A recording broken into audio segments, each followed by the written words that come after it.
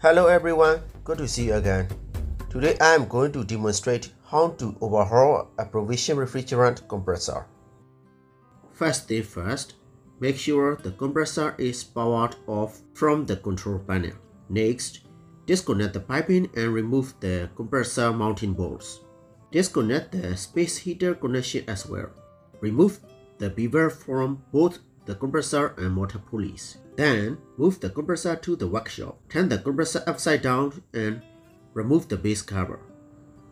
Drain all the wire from the crankcase. Continue by removing the bolts from the cylinder head cover. Take off the head and valve blade. Then, rotate the crankshaft to the correct position to remove the connecting rod bearing cap.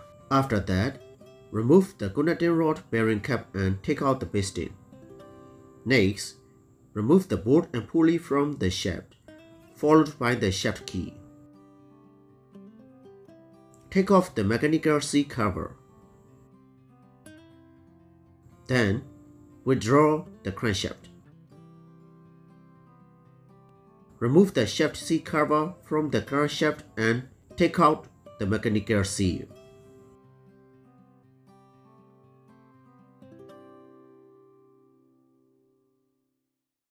Now, let's take a look at the piston and rings. It seems the piston rings are quite thin. They don't even protrude above the surface of the ring groove. Remove the old piston rings and check them.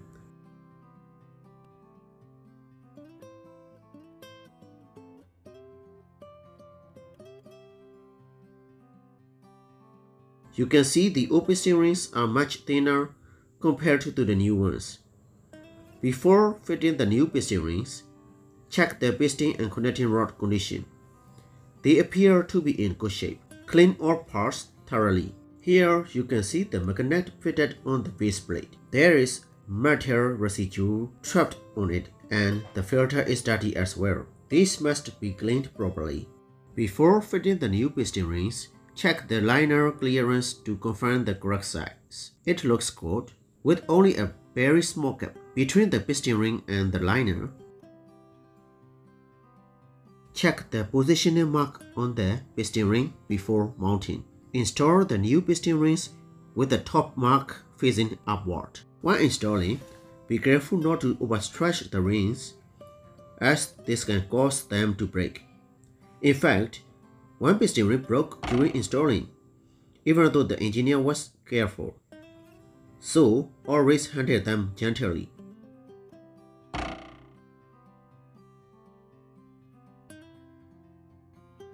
After installing the new rings, you can clearly see they are larger and tighter compared to the old ones.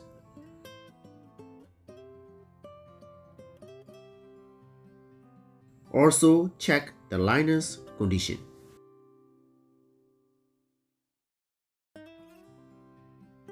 Clean the crankshaft, covers, valve blades, and all other parts thoroughly.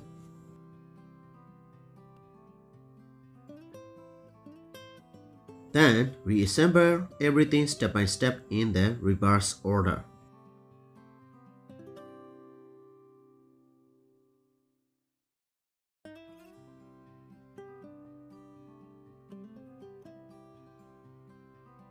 Inspect the shaft and bushing condition. Compare the old bushing with new one. In this case, it is still in good condition. Reassemble the mechanical seal cover.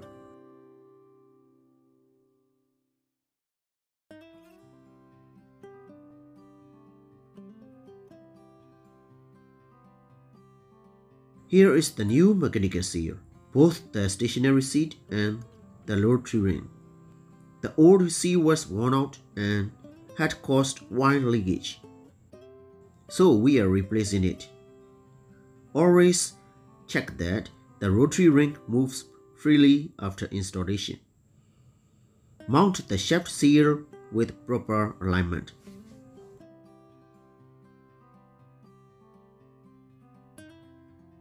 Prepare to install the piston and connecting rod. Don't worry about incorrect assembly.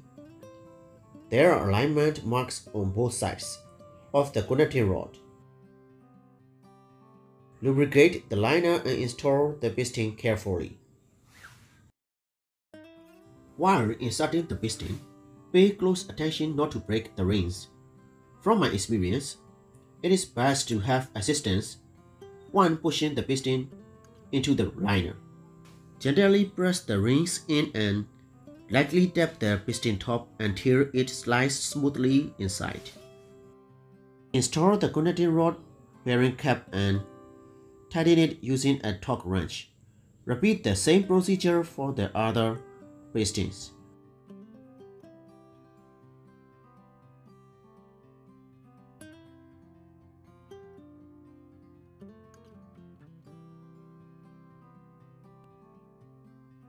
Check that the pistons move smoothly.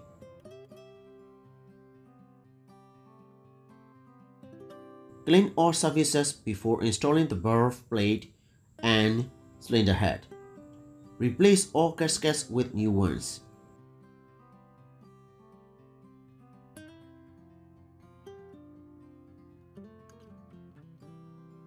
Tighten evenly using a torque wrench.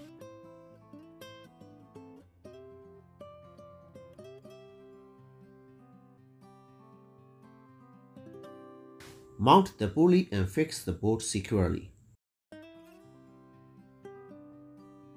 Fill the crankcase with new wire while the compressor is upside down. Make sure you know the correct wine capacity for this model. Then, install the base cover and tighten the bolts evenly. Mount the compressor back in position. Reconnect all parts and accessories.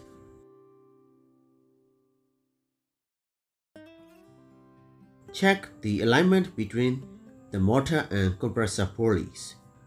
Then install the V-weld.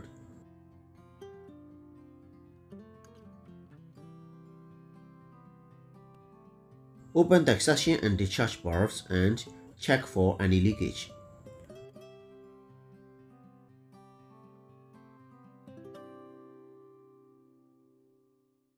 Purge any trapped air from the connection pipes.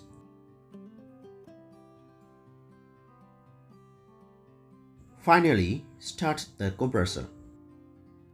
Check for vibration, motor current, pressure, and refrigerant level. Lastly, check again for any leakage.